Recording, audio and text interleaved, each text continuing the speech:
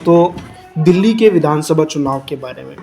वैसे तो मैं आपको बता दूं कि इंडिया गठबंधन से कई पार्टियों का मोह भंग हो चुका है।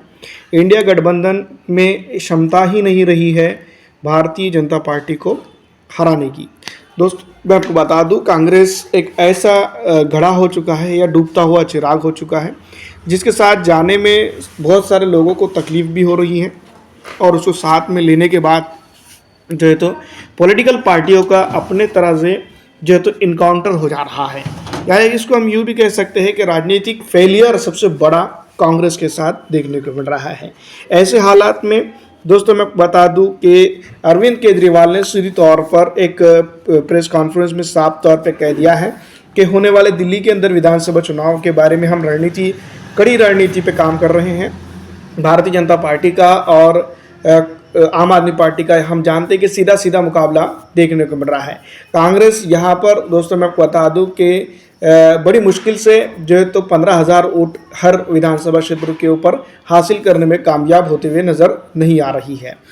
या फिर यूँ भी हम कह सकते हैं कि 2 से 3,000 के बीच में ही वो निपटते हुए नज़र आ रही है। दूसरी तरफ अगर हम बात करें भारतीय जनता पार्टी की, तो भारतीय जनता पार्टी इस बार जो तो सीधा टक्कर और कड़ा मुकाबला जो है तो आम आदमी पार्टी को इस बार विधानसभा चुनाव के अंदर देगी। और भारतीय जनता पार्टी के लिए दोस्तों मैं आपको बता दूं कि इस बार विधानसभा चुनाव काफ़ी महत्वपूर्ण है और अरविंद केजरीवाल की वापसी जो है तो फिर एक बार आंदोलन में हो सकती है। दूसरी तरफ अगर हम बात करें 2014 की विधानसभा या फिर 2014 के लोकसभा चुनाव के बाद एक गिफ्ट के तौर पर अरविंद केजरीवाल को दिल्ली की सत्ता दी गई थी, लेकिन लगता तो यही है ज़मीनी तौर पर अगर बात की जाए तो अब यहाँ पर सत्ता परिवर्तन हो सकता है।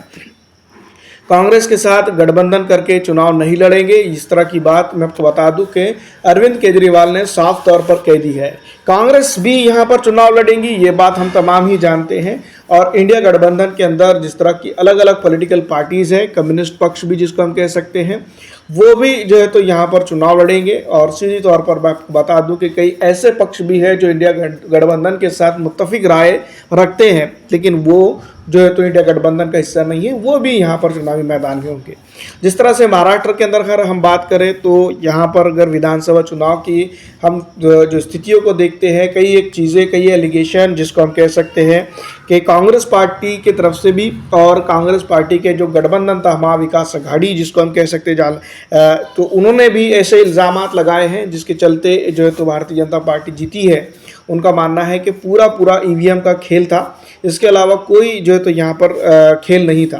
तो यहाँ पर अगर हम बात करें तो इसी तरह का खेल या फिर इसी तरह की जो तो राजनीति चलती रहती है कांग्रेस की, तो दिल्ली के अंदर विधानसभा चुनाव में सीधा मुकाबला बीजेपी बनाम आम आदमी पार्टी रहेगा।